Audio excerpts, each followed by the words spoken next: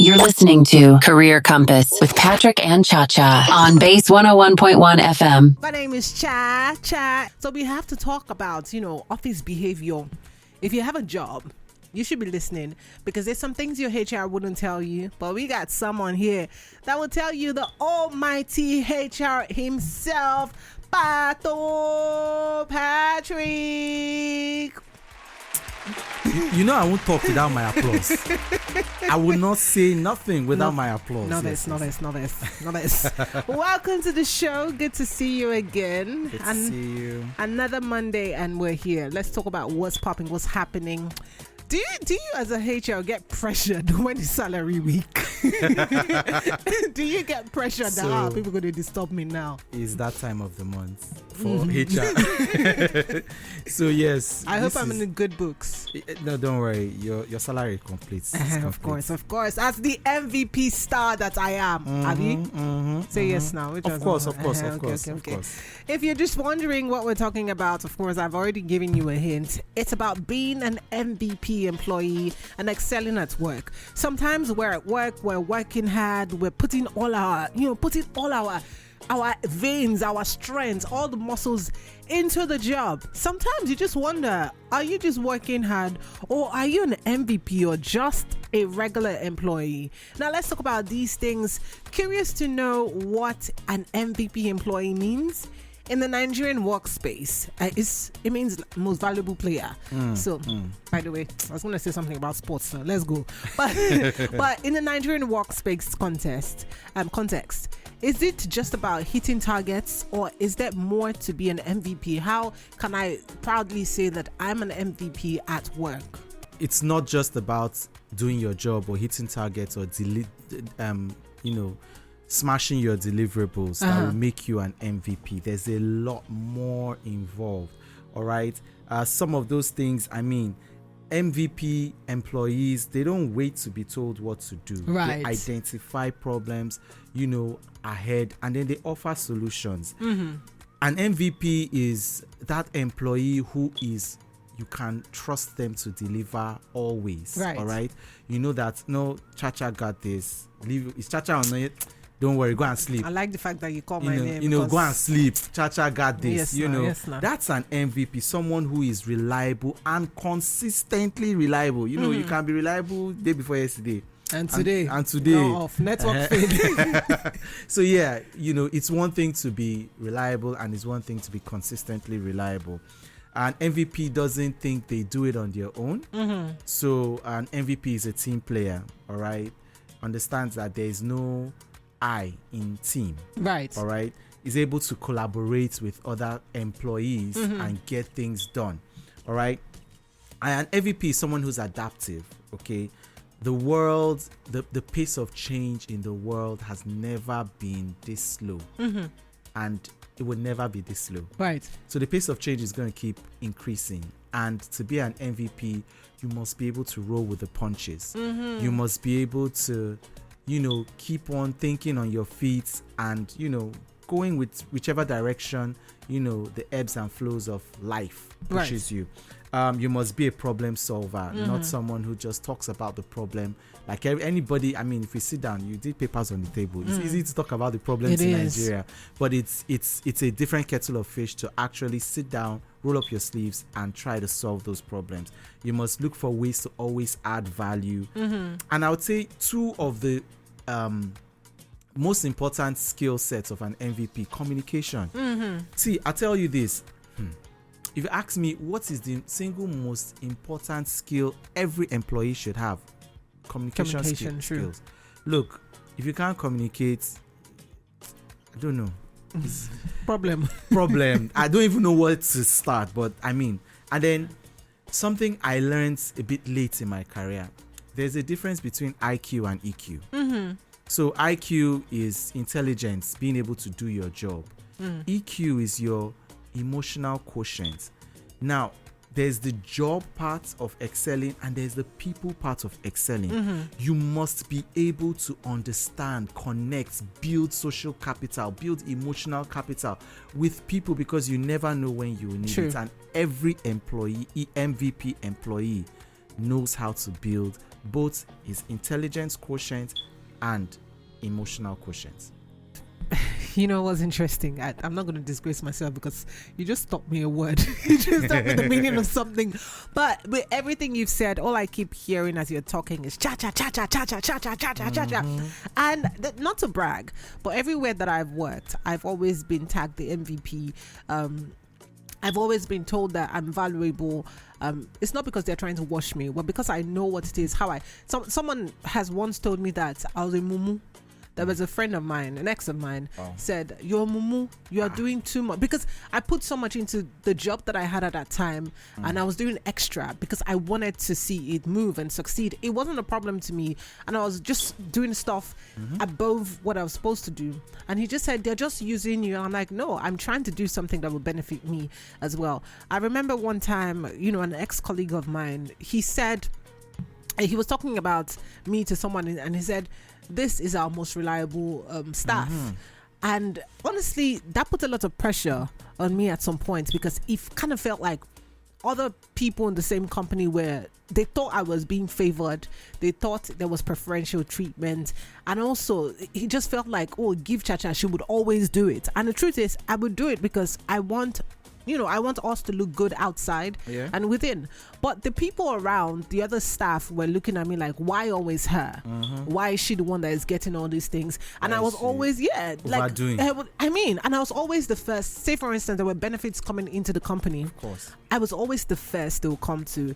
It got to a point where they tell me first, even if I want extra, I would collect extra before any other person. Now, some of these people don't know, and I'm just curious. Like, I probably know half of the things that they were doing, but let us know from your own perspective what some of the common pitfalls are that prevents other people, other employees from truly excelling or being seen as an MVP. Yeah, so, and the truth is, Chacha, you may not have been the most competent person there. All right, there may have been other people who were actually more competent than you, but there's certain things you did that made you stand out. One, there's this "it's not my job" mentality, right? So you want to just come, clock in, do your job, and clock out. And once you clock out, you're unreachable, So, yeah, I mean, you do enough to keep your job, True. And nothing more. You don't bend over backwards. You don't go the extra mile. You don't give that extra. All right, and you want extra. The MVP is someone who's ready to do the extra, go the extra mile, make that extra sacrifice. I remember one MVP team member of mine that I had, this young lady. Oh my goodness, I would call this, in fact, her mother, father, siblings, everybody knew this her wicked line manager. Because, and I mean, I loved her attitude. I kid you not, Chacha, I will call this lady 2 a.m. 2 a.m. She will pick my call. I'm not lying. She will pick my call. She will switch on her laptop. We will get urgent deliverables done. 8 a.m. I'm looking like a rock star because, I mean, somebody was there with me in the trenches. And it was not just a case of, it's not my job, She was ready to go the extra mile. Of course, she was my MVP. All right. Communication. I talked about communication before. You can't communicate. You can't articulate your ideas, progress, challenges. It will be a problem in you being recognized as an MVP, because you may be doing the job, but you just can't communicate. Resistance to change. Oh boy. If you cannot adapt to change, there you will be left in the museum, right? So I remember when, of course, one of the most precursors for change and popular precursors for change now is technology. So let me give you a background. There was this period in my career where everything was manual before technology came. So if you want to apply for leave, you fill 4 leave forms. One for yourself, one for your line manager, one for audits, one for your file. Yes. So, every week, imagine 10 employees want to go on leave that week. So the head of HR will have how many leave forms to sign? 40. Thank you. And we had over 300 staff. Oh yeah. So during Christmas period, when you have like 20 people that want to go on leave, ink don't finish. So technology happened and we migrated to a tech solution, and that made no more paper pushing here and there. And there was this old man that he was the obstacle to progress. He said, one day he got and he said, look, Mr. Patrick, of course, technology has its teething phase, right? And next thing one day he said, Mr. Patrick, look, let us just go back to our leaf form. I don't like this technology. So was he an MVP? No. Definitely not. All right, lack of initiative. You just sit down and you are waiting to be told what to do. You can see the problem staring at you like this, but they've not told you to do anything, so you don't do anything. All right, inability to take feedback. I mean, many people have this problem of they look at feedback as criticism. All right, it's weird. I mean, I think feedback is ingredients to improve, right? And then finally, lack of visibility. Many hardworking employees are there in the background. Putting in the efforts, and sorry to say, they perish in the background because there's no visibility for their efforts. They do great work quietly, but they fail to make their efforts visible. And there's a way to make your efforts visible and known so that it can be recognized and rewarded. You're listening to Career Compass. So sometimes you might feel like you're indispensable as an employee, and you might be, but the big question is, how does an employee become indispensable? What are those practical steps that anyone can take to add more value and demonstrate their worth beyond their daily tasks, and also not make it look like an eye service? All right, so first of all, your first step to becoming an MVP is to master your job. If you are not yet a subject matter expert at your job, somebody once said, if you are an orange, be the sweetest orange in the bunch. All right. So if you are not yet the best at your job, your core job, you've not started the journey. All right. So you can't say you are an MVP and you are incompetent or you are less than competent at your job. You must first of all be the best at your job. Right. All right. Then, learn beyond your role. All right. So you want to be an MVP is somebody that knows their job, can do their job, and can do their boss's job. So you want to keep your job, be good at your job. You want to be promoted, be good at your boss's job. All right. So that's the second rung on the ladder to becoming an MVP. Identify pain points and offer solutions. Right. So there are always problems. There's always the biggest room in the house is the room for improvement, right? Identify those areas for improvement and proactively, offer solutions. Hey, I think we need to do this to improve sales. I think we need to do this to improve operations. Be the go-to person, all right? Offer, mentor and support others, and, take initiative on special projects, even if it's outside of your job. All right. I know someone who became an MVP in a company. Guess why? She just started comparing company events. Oh, wow. It's not, this person was hired as, I think, account or something, one back-end function. And every company event where the CEOs, execs, everybody around, they didn't need to hire an outside compare. She was comparing the events, and that shut up her visibility in management everywhere. She was the go-to person because she was, able to take initiative, volunteer on other projects, and, get it done. Exactly. All right. So visibility, like you just mentioned, is key. How can employees effectively showcase their contributions to ensure the efforts are recognized? Do you have to be doing it in front of your boss's faces? Do you have to be sure, say, I do amo, I did here, or, how do people do this? One of the ways to showcase your accomplishments without being boastful, or like you said, trying to show yourself, without trying to show yourself. Okay, so one, I would say provide regular updates. Okay, if it's on a weekly, monthly basis, make sure somebody at the top, right, receives updates on your work, your progress, your contributions. Somebody at the top must get a report one way or another that documents your value add. Okay, and when you're doing this, quantify your impact. Don't just say, oh, I'm working hard, I'm on this and on that. No. if their numbers, quantify it. Make sure it's measurable. I did this, I've done XYZ amount. All right. Share success. Okay. There's no I in team. Okay. So where the honor or the flowers, need to be given to every member of the team, don't hoard all the flowers and applause to yourself. Okay. Like I said, volunteer, offer to present, offer to support projects, even if they are not your core deliverable, they're not your core JD. Okay. Build relationships. All right. Network up, down, left, right. Okay. Build that rapport, social and emotional capital within and even outside your organization. You would need it. Seek feedback, and when you get the feedback, act on it.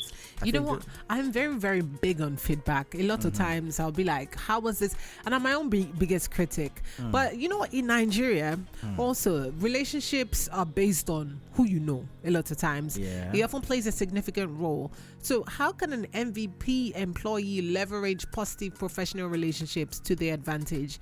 And how crucial is emotional intelligence here? All right. So I mentioned this in the other question. Network intentionally and network internally. All right. Get to know your colleagues in other departments. All right. Understand their challenges. Understand how your work impacts their own work. Get to even know them on a personal basis. That person in finance, payables, that's your vendor payments are always delaying. Become her friend. when you are a friend, she will tell you when there's cash. You say, there will be cash next week. We'll tell your vendors to submit their invoices. That's from networking internally, rather than just always sending an email calling her out. My vendor is not receive payment on time. Builds that rapport, and then you find out you can get things done quicker. Build now. Don't just network internally. Intentionally try to create a rapport with management. All right. I remember early in my career, I used to intentionally go for lunch with my line manager. Intentionally, like once a week, once every 2 weeks, intentionally, I just, do you have a moment? Let's do lunch. And you're like, we both got used to it. And, it was a very useful moment, because there's certain times when work pressures come and, we rub each other off the wrong way. So during those lunch breaks we had together, we're able to smoothen things out. Right. Like, yo, Patrick, I didn't like how you did this, and boss now, and we're able to sort things out. Right. All right. Emotional intelligence. Yes, under emotional intelligence, you need to be self-aware. Understand your strengths, your weaknesses, and your emotional triggers. Right. Okay. If you are this kind of person who, for me, for a long time, I had a very soft skin. Right. If you just insult me like this, I'm shut down. Yeah. But now it's like shouts, insult, fire away. Now your mouth go pain. Yeah, it doesn't. My skin's like pomo now. So, I mean, life toughened my skin. Not that I say we should tolerate toxic behaviors, but I'm just saying, hey, life is tough. Like someone said, get a helmet. Right. All right. Conflict resolution is look. See, as an MVP, you must know how to manage conflict. There's some people in the office that their toes are so big, you cannot help but step on it. So, all those people that have big toes. I'm so sorry, but I have a very graphic memory. And you just ruined stepping on toes for me. Yes, so some people, their toes are as big as this table. There is no way you will enter this office without stepping on it. Oh my God. So, to be an MVP, you need to know how to navigate those sensitive, those people who are just so sensitive, who have big toes. Once you can navigate those, there's always that guy. So once you're so you're that guy, don't worry. You just understand and manage it. Okay.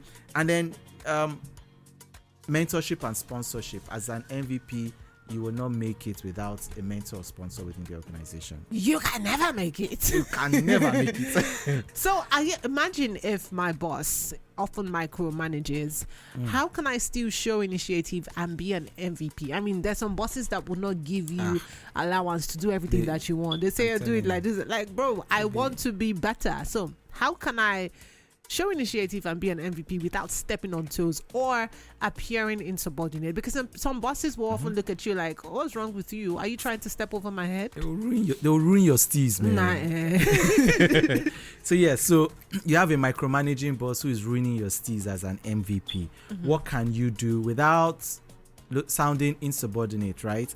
I've spoken on this severally. First of all, understand your boss. The problem may not be with your boss, so it may actually be you. Hey. Yes, many times we point one finger at someone, not knowing that 4 fingers are pointing right back at us. Actually, it's 3. Okay. So one finger is pointing, the thumb is pointing the other direction. Yeah. So part of the problem may be the person, part of the problem may be the environment, and 3 parts of the problem may be us.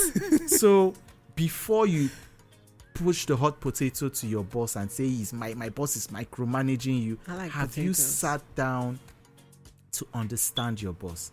And I keep saying this to people, look, between you and your boss, it's your job to understand your boss much more than it's your boss's job to understand you. Right. Because your boss probably has 30 of you he's managing. Facts. And he cannot sit down and understand all 30 of his. I'd be stressed. No, so it is all 30 of you's job to understand that one boss and work with that person. So if you've not yet done your homework in understanding your boss, you will complain of micromanaging and other forms of mismanagement.